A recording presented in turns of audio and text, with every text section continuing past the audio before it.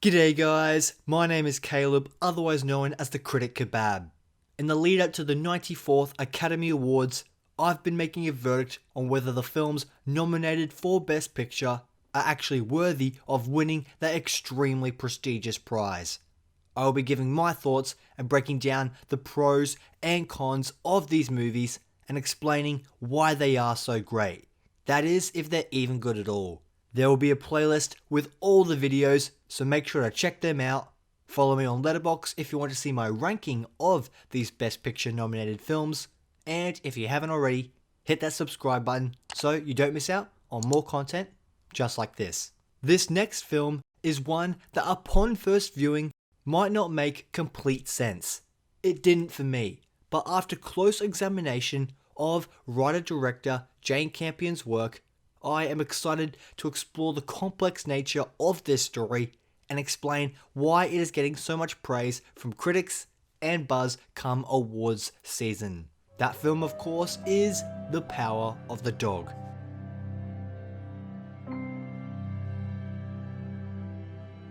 The main stars of this film are Jesse Plemons, Kirsten Dunst, Kodi Smit-McPhee, and Benedict Cumberbatch. The acting in this film is really good, and Cumberbatch puts on a very layered performance that reveals so much about what his character is thinking and feeling just through his actions. I like to think of this movie as an onion because it has many layers. Jane Campion has crafted a beautiful and cinematic western that tells its story in a very slow and methodical style that conveys this psychodrama in very subtle ways. Everything Campion reveals to the audience, she does purposefully and subtly.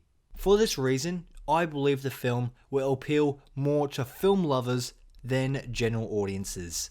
This film's exploration of male insecurity is quite interesting upon closer inspection, and the fact it's directed by a woman is even more interesting. The dynamic between the four main characters is so complex that it elevates this movie from being just interesting to being irresistibly compelling. When bullish ranch owner Phil comes to learn that his lonely brother George has married a local girl named Rose, he becomes incredibly insecure and lashes out. This begins the toxic relationship between Phil, Rose, and her effeminate son, Peter. The psychological warfare has begun.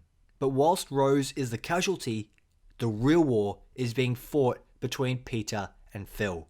All the while, George is oblivious to it all. Because Rose used George's money to send Peter to college, Phil accuses her of exploiting him for his wealth. A typical gold digger move, if you will. As a result, he becomes increasingly hostile towards her, but not in a physical way, in a very subtle and psychological way. A great example of this is when Phil is distracting and not allowing Rose to practice piano. This torment then climaxes when George invites guests over and she fails to perform for them due to her lack of practice and doubt in her own ability. This humiliation is heightened when Phil does eventually make his dramatic entrance after claiming he wouldn't attend. Him being there just to belittle her is what throws her off the deep end and leads her down the spiral that is alcoholism. Now, because Peter is also being bullied, he becomes a recluse and buries himself in his study, gaining an understanding of biology and diseases. This scene subtly suggests that he will use the knowledge he learns for nefarious means towards the end of the film. Remember, Peter has noticed that Phil is tormenting his mother, so everything he does moving forward is in search of ridding him from their lives. And this becomes a lot easier when Peter makes a huge discovery about Phil and his past with his mentor, Bronco Henry. The relationship between these two is ambiguous enough so that those in Phil's social circle don't realize what it truly was, but Peter is able to exploit this revelation and continue the mind games by slowly fostering a relationship with Phil. When Peter discovers him in a pond with Bronco's handkerchief, as well as the magazines, he plots his move, starting by getting the hide from a sick cow. Phil's motivation swiftly changes hereafter towards being more affectionate with Peter, in order to hopefully foster a similar relationship him and Bronco had when he was younger. All the while, Peter is overtly complying whilst subtly manipulating him. Another moment I didn't fully understand at first was the significance of the hides, especially when back at the ranch, Rose sells those remaining just to spite Phil. Upon discovering what she has done, he has a massive outburst. But the reason he is upset by this is because now he has not enough to finish Peter's lasso, which seems to be a very meaningful activity for him, as it was something him and Bronco Henry used to do. Now that he has none remaining, he can't continue this activity with Peter, who he is grooming. This is where Peter's master plan comes to fruition. He takes advantage of the fact Phil is injured with an open wound on his hand and suggests he uses the hide from the sick cow, infecting Phil in the process. By identifying Phil's emotional vulnerability, Peter is able to take advantage of this newfound trust and essentially, indirectly, murder Phil. This callous plan succeeds. Phil becomes sick and quickly dies.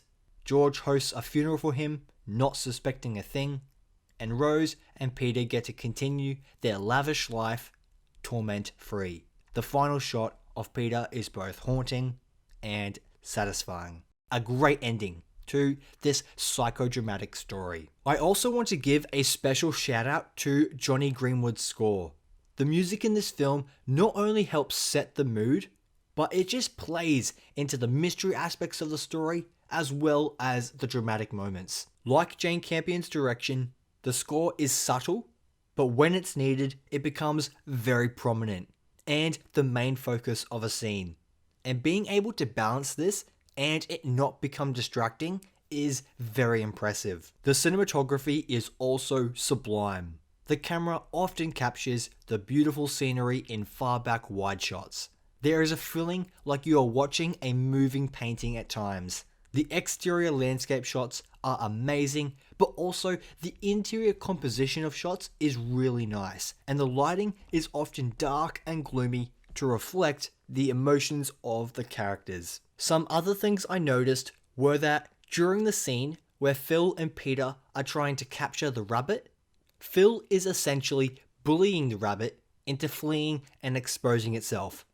But once Pete eventually gets the rabbit in his hands, he is deceptively lulling it into a false sense of security before inevitably killing it. This is very reminiscent of the way he eventually traps Phil. So many great uses of foreshadowing in this film.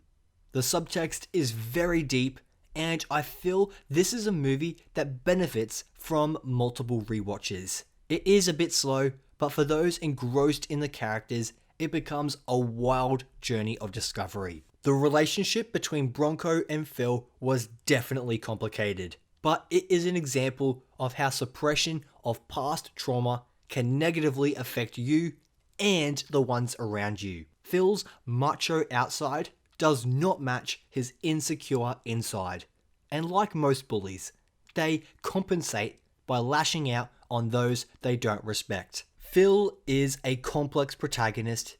Peter is not a hero nor a villain. Rose is not just an alcoholic. These characters have many dimensions that make this story unique, and in order for it to be captivating, you need to have actors who understand these characters and perform them very well. And this is all accomplished with the guidance of a great director, and Jane Campion has definitely got people talking about this film. The Power of the Dog is a great film that expertly uses subtext to communicate what the characters have been through and what they are feeling. The subtlety of the direction, paired with gorgeous cinematography, makes this a worthy Best Picture nominee. The moral of the story? Never trust a book by its cover. Those are my thoughts on The Power of the Dog. Let me know what you thought of the film down below, and were there any other subtle moments that stood out to you? Make sure you like, comment and subscribe, follow me on Letterboxd, and stay tuned for the next review coming very soon.